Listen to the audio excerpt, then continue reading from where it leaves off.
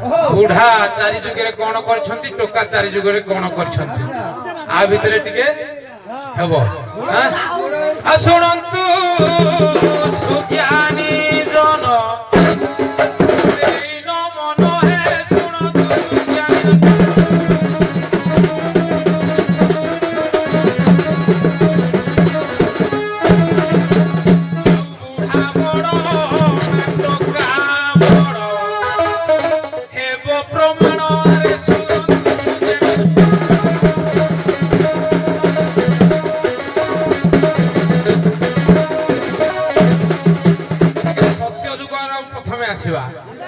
ए बाबा सत्ୟରେ बळी जे कि त्रिपुर विजयी असुर जड़े थिले। आज्ञा बुढ़ा ताकर किसी करि पाइले। प्रथमे समस्ते जाइकी कृष्ण को आगे काकुति मिनती हेले। आज्ञा बळी राजा से जो असुर समस्ते की निर्यातना दउछ, तेणु से ब्रह्मा पाखक गले। ब्रह्मा गुड़ा किसी हेलो बाहर को जा, महेश्वर स्टेज भीतर पसंद से कहले बाबा मु किसी करि परिबिनी। तेणु कृष्ण भगवान ताको लीला खेला करिया को मध्यरे जन्म हेले। केमिति बालक रूप रे जन्म हेले, हां बामन रूप रे जन्म हेले। तेणु से बामन छोट थिले ना, टोका थिले ना, बुढ़ाकर कार्य किसी लागिला कि रे बळी महाराजा थिला प्रतापी असुर भला प्रतापी असुर।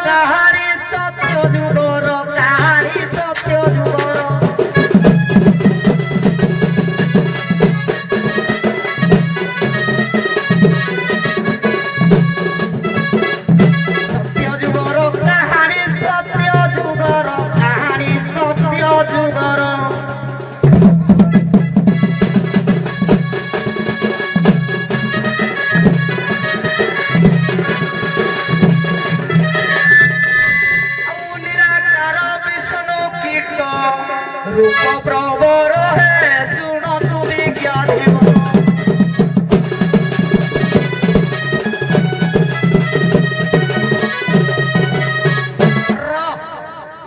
चौदह कल्प कोटि वर्ष कीट रूप धारण करी कल्पवट पत्र रे भगवान नारायण लागिकी रहिले 14 कोटि वर्ष आहुरी बुढ़ा चंद्र सत्य जुगर बुढ़ा कौन जणाई रे कला ब्रह्मा देव बुढ़ा थिला जियारी की से होरिले पेटोरे पेटे कोइले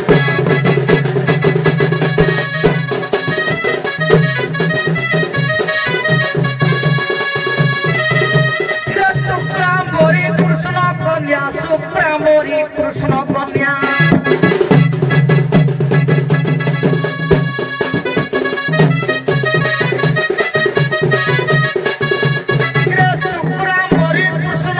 কন্যা শ্রী প্রাবরী কৃষ্ণ কন্যা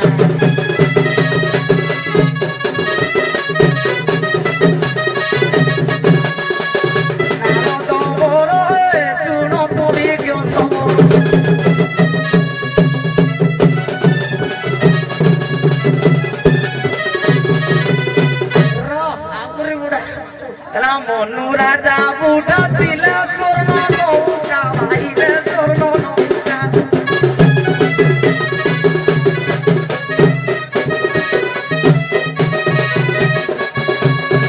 মনু রাজা বুড়া দিলা স্বর্ণ নৌকা ভাইলে স্বর্ণ নৌকা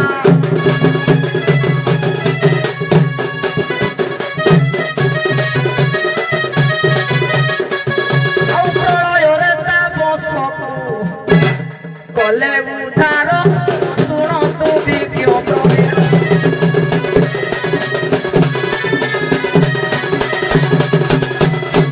ଏ ବାବୁ ସେତିକି ତ। ହ୍ୟାଲୋ ବର୍ତ୍ତମାନ ପ୍ରଶ୍ନ ପଚାର କଥାରେ ଖାଲି ପ୍ରଶ୍ନ ଗୋଟେ ଗୋଟେ ପଚାରିବ ଭାଇ ଭଲ ପ୍ରୋଗ୍ରାମ ଚାଲିଥିଲା ଟିକେ ଚାରି ଯୁଗ ଯାକ ଯାଉ ଟିକେ ବସ ବଢିଆ ପ୍ରୋଗ୍ରାମ ଚାଲିଛି ଅତି ସୁନ୍ଦର ପ୍ରୋଗ୍ରାମ ମୋ ଭାଇଟା ବଡ ଭାଇଟା ଟିକେ ବସ ଅତି ସୁନ୍ଦର ପ୍ରୋଗ୍ରାମ ଚାଲିଛି ସୁନ୍ଦର ପ୍ରୋଗ୍ରାମ ଆଗକୁ ବଢିଆ ବଢିଆ ଜିନିଷ ବାହାରିବ ଭାଇ ଏ ବାବୁ ତର୍ଜମା କଲେ ବାହାରିବ ନା ବୁଢା ନାବିକ କହିଲେ ଆମର ଯେ ବ୍ରହ୍ମା ଆଜ୍ଞା ଛାଡ ସେ କଥା ଛାଡ ସେ ଯାଇ ହଉ ବୁଢାଙ୍କର ସବୁବେଳେ ତାଙ୍କର କଣ ଅଶ୍ଳୀଳ କଥା ତାଙ୍କ ବୁଦ୍ଧି ନାହିଁ ଦେଖାଯାଉନି ଆଖିକି ବୁଦ୍ଧି ବୃତ୍ତି କିଛି ନାହିଁ ସବୁବେଳେ ଅଶ୍ଳୀଳ କିନ୍ତୁ ଟଙ୍କା ସବୁବେଳେ ଟଙ୍କା ନା କି ଆଗ ପଛ ସବୁ ବିଚାର କରିକି ସେ କରନ୍ତି କାହିଁକି ନା ଆପଣ ଦେଖନ୍ତୁ ତ୍ରେତୟା ଯୁଗର କଥା ତ୍ରେତୟା ଯୁଗରେ ଦଶରଥ ଆଜ୍ଞା ପ୍ରତିଜ୍ଞା କରିଦେଲେ ରାଣୀ କୈକେୟୀଙ୍କ ପାଖରେ ଯେ ହଁ କୈକେୟୀ ଯାହା କହିବେ କର ମାଗିବା ପୂର୍ବରୁ କଥା ସିଏ ଯାହା ମାଗିଲେ ସେଥିରେ ସେ ପ୍ରତିଜ୍ଞାବଦ୍ଧ ହେଇଗଲେ ହଁ ମୁଁ ସେଇଟା କରିବି ତାଙ୍କ ସତ୍ୟ ରକ୍ଷା କରିବା ପାଇଁ ରାମଚନ୍ଦ୍ର ଆଜ୍ଞା ଟୋକା ତାଙ୍କ ସତ୍ୟ ବୁଢା କହିଲେ କିନ୍ତୁ ଟୋକା ତାହା ପାଳନ କଲେ ଟୋକା ତେଣୁ କରି ମର୍ଯ୍ୟାଦ ପୁରୁଷୋତ୍ତମ ହେଲେ ଆଉ ତ୍ରେତୟା ଯୁଗର କଥା ଶୁଣ ତାହାର ବାରତା ଶୁଣ ତାହାର ବାରତା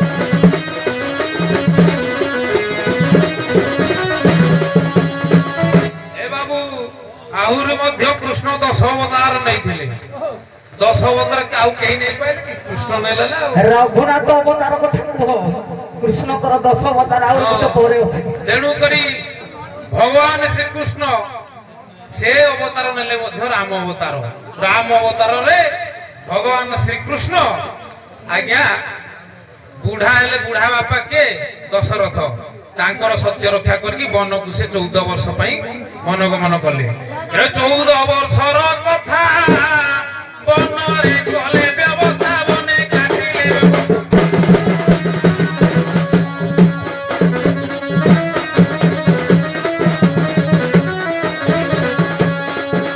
ଆଉ କେତେ ପାପୀ ମାନକୁ ସେ ଉଦ୍ଧାର କଲେ ଆରେ ଶୁଣ ଠାକୁର ଭକ୍ତରେ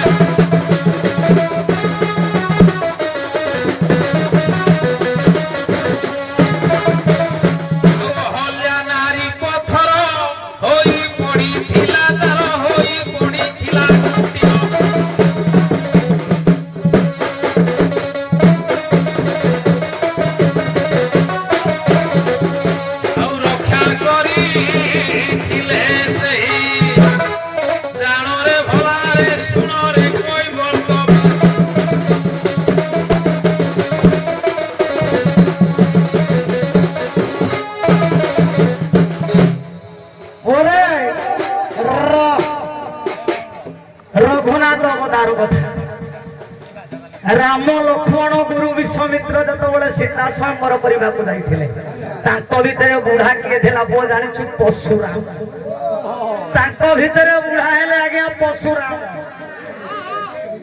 ପଶୁରାମ ଯାଇ ପହଞ୍ଚି ଗଲେ ସୀତା ସ୍ୱୟଂବରରେ ରାମଚନ୍ଦ୍ର ଭାଙ୍ଗି ଦେଇଛନ୍ତି ଶିବ ଧନକୁ। ପଶୁରାମ ରାଗରେ ଜର୍ଜରିତ ହୋଇ ପହଞ୍ଚି ଯାଇଛନ୍ତି। ଲକ୍ଷ୍ମଣ ଟିକେ ଟିଙ୍ଗାଳିଆ ଲୋକ ଆଗକୁ ପଳେଇ ଆସିଛି। ବାପାରେ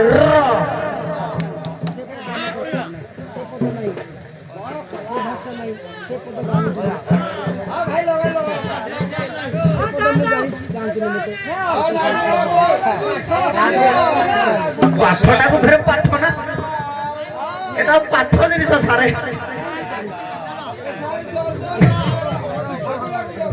আগে হଉ ହଉ ସାର୍ ମନା କଲେ। ଆଉ ପଶୁରାମ ଆସି ପହଞ୍ଚି ଗଲେ। ଲକ୍ଷ୍ମଣ ଆଉ ପଶୁରାମଙ୍କ ଭିତରେ ଯୁଦ୍ଧ ହେଇଛି। ବାବୁରେ ଦଶରଥ ହଉଛନ୍ତି ପଶୁରାମଙ୍କର ପୁତ୍ର ସମାନ। ଦଶରଥଙ୍କର ପୁତ୍ର ହଉଛି କି ରାମ ଆଉ ଲକ୍ଷ୍ମଣ। ଇଏ ଦଶରଥଙ୍କର ନାତିଆ ସମାନ। ନାତିଆ ସମାନ ହେଲେ ପଶୁରାମଙ୍କର ବାଳ କହିଲେ ଇଏ ଦଶରଥଙ୍କର ତନୟା ହେଲେ ପଶୁରାମଙ୍କର ବାଳ। ବୁଝିପାଇଲ କି ନାଇଁ? ପଶୁରାମ କହିଲେ କଲେ ବ୍ରହ୍ମା ଇନ୍ଦ୍ର ବରୁଣ କୁମାର ଯାସମରେ ନୁହେଁ ସମଜ ତୁମ ବାଳ।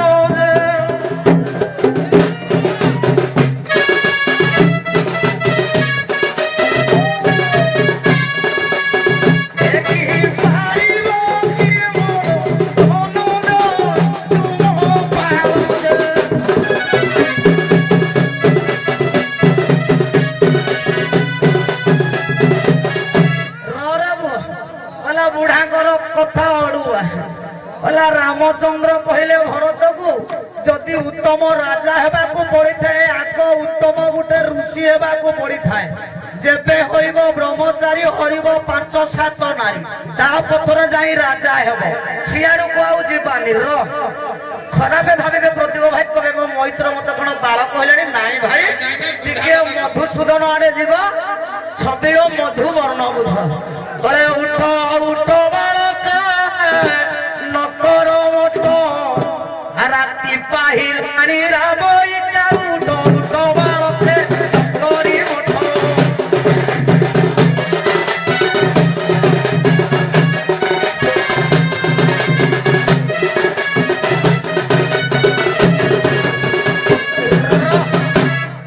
ଫେରେ କହିଲେ ତୃତୀୟ ଶ୍ରେଣୀ ସାହିତ୍ୟ ବହିରେ ମଧୁସୂଦନ ଭକ୍ତ କବି ମଧୁସୂଦନ ବାଳକା ମୋର ଭୁଲ କର ବିଦ୍ୟାରେ ମନ ନିରନ୍ତର।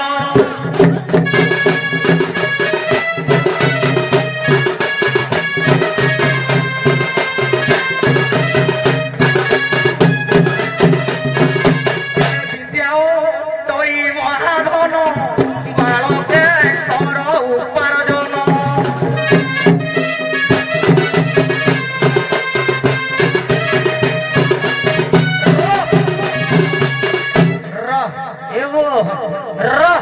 ଆହୁରି ବାଳ ଗହନ କାନନ ବନର ଘର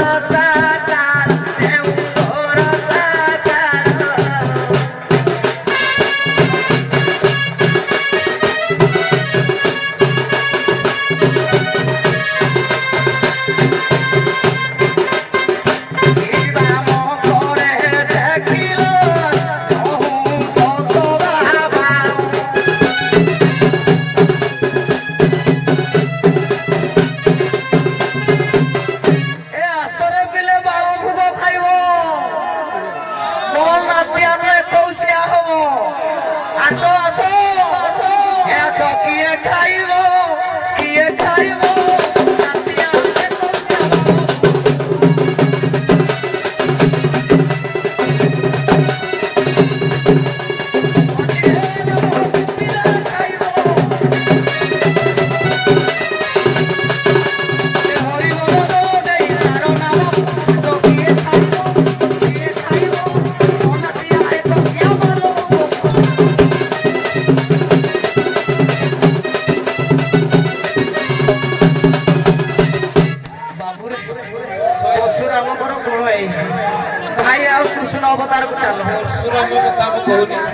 କଥା କିଛି ତମେ କହିପାରିବ ସବୁ ବାଳ କଥା କହିଲ ବାଳ ସବୁଠୁ ଶ୍ରେଷ୍ଠ ବୋଲି ତମେ ନିଜ ପାଟିରେ ତମେ କହିଲ ଠିକ ଅଛି ସେତିକି ଥାଉ। ଟେକି ଧରିଥିଲେ ବାଳ କାହିଁ ବୁଢା ଟେକି ଧରିଲେନି କାହିଁ ବୁଢା ଲଗେଇବ ନା ଆଉ ଗୋଟେ ମନେ ରଖିଥା ଯାହା ନ ନାଇଁ, ନାଇଁ। କହିଛି ବାଳ କଲେ ନାଇଁ, ନାଇଁ, ସେତିକି ଥାଉ।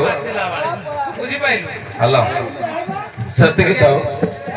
ବର୍ତ୍ତମାନ ତମେ ପ୍ରଥମ ଆସିଥିଲ ତମକୁ ପ୍ରଥମ ପ୍ରଶ୍ନ ପଚାର ମୋର ପ୍ରଶ୍ନ ହେଲା କଥାରେ କହିବ ଟାଇମ୍ ନାହିଁ। ମୋର ପ୍ରଶ୍ନ ହେଲା ବିଷ୍ଣୁକୁ ଥରେ ବ୍ରହ୍ମା ପାର କରିଥିଲେ କେଉଁ ନାମରେ ପାର କରିଥିଲେ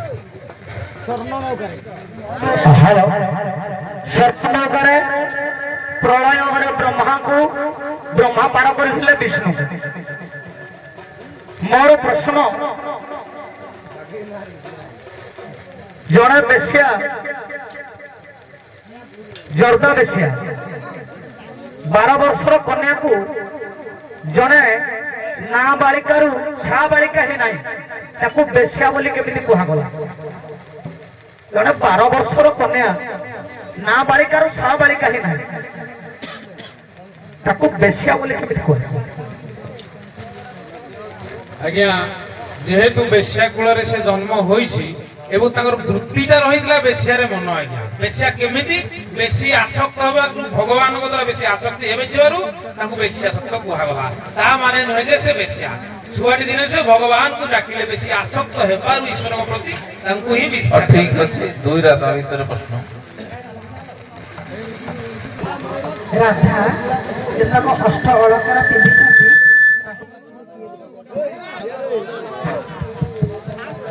ତାଙ୍କୁ ପ୍ରଥମେ କିଏ ଦେଇଥିଲେ ଆଉ ତାଙ୍କ ଗୋଡଠୁ ମୁଣ୍ଡ ଯାକେ ତାଙ୍କ ଅଳଙ୍କାର ଲଗେଇଛନ୍ତି ତାଙ୍କ ଓଜନର ଭାର କେତେ ରାଧାରାଣୀ କହିବେ।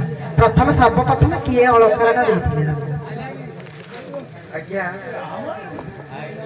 ଅଳଙ୍କାର ନିଜେ ମୋର ସ୍ୱାମୀ ମତେ ପ୍ରଦାନ କରିଥିଲେ ଲକ୍ଷାଧିକ ଟଙ୍କାର ଅଳଙ୍କାର ଟିକେ ଓଜନ ଠିକ ଅଛି ତା ପ୍ରଶ୍ନ ଯେହେତୁ ସେ ଗୋପାଳ ଘରର ଝିଅ ତାଙ୍କ ଘରେ ବି ଗାଈ ଥିବ ଯେଉଁ ଗାଈ ପ୍ରତି ବର୍ଷ ପ୍ରସବ କରେ ତାକୁ ତାକୁ କଣ କୁହାଯାଏ? ଯୋଉ ଗାଈ ପ୍ରତିବର୍ଷ ଯୋଉ ପ୍ରସବ କରେ ତାକୁ ଗାବକ ବୋଲି କୁହାଯାଏ। ଆଉ ଦୁଇରେ ହଉଛି ମୋର ମନେ ପଡୁନି ମୋର ଟିକେ ମାଇଣ୍ଡଟା ଆଜି ଅପସେଟ୍ ଅଛି ପୁରା ଠିକ ଅଛି ଗଣ୍ଡଗୋଳ ହେଇଛି। ପ୍ରଥମେ ତମେ ଆସିଛ ତମକୁ ପ୍ରଶ୍ନ ଯେହେତୁ ତମେ କହୁଥିଲ ବାମନ 3 ପାଦ ଭୂମି ନେଇଥିଲେ ଭଗବାନ ତ ଯାହାକୁ ଯାହା ନେଇଛନ୍ତି ଫେରେଇ ଦେଇଛନ୍ତି ହେଲା ବାଳିଠୁ ଯୋଉ 3 ପାଦ ଭୂମି ନେଇଥିଲେ ଭଗବାନ କାହାକୁ ଫେରେଇ ଦେଇଛନ୍ତି? ଆଜ୍ଞା ବାଳିଠୁ ଯୋଉ 3 ପାଦ ଭୂମି ଦେଇଥିଲେ ହଁ ଭଗବାନ ଯେହେତୁ 3 ପାଦ 3 ଭୁବନ ନେଲେ ସେ ଭଗବାନ ତ ରଖିନାହାନ୍ତି କାହା ଜିନିଷ ନା ଫେରେଇବେ କାହାକୁ ଫେରେଇଛନ୍ତି କୁହ? ଆଜ୍ଞା ଭଗବାନ ଯେଉଁ 3 ପାଦ ଭୂମି ନେଇଥିଲେ ପ୍ରଥମେ ସେ ବାଳିକି ହିଁ ପାତାଳରେ ସ୍ଥାନ ଦେଲେ ଯୋଉ ପାଦଟା ପାତାଳରେ ଚାବିଥିଲେ ନାଇଁ ବୁଝିପାରିଲେନି ଭଗବାନ 3 ପାଦ ଭୂମି 3 ଭୁବନ ନେଇଗଲେ ସେଇ 3 ଭୁବନକୁ କାହାକୁ ଦେଇଦେଲେ? ଆଜ୍ଞା ସୁଦାମାକୁ ଦେଇଥିଲେ। ଠିକ ଅଛି ତମକୁ ପ୍ରଶ୍ନ ଯେ ଆଜିକାଲି କଳି ଯୁଗରେ ଜଣକ ପାଇଁ ଜଣେ କିଛି କରୁନି ନିଜ ଭାଇ ହେଲେ ବି କିଛି କରୁନି ତେଣୁକରି ଜଣକ ପାଇଁ ଆଉ ଜଣେ ବିଧବା ହଉଛି ସେ କିଏ? କାହା ପାଇଁ?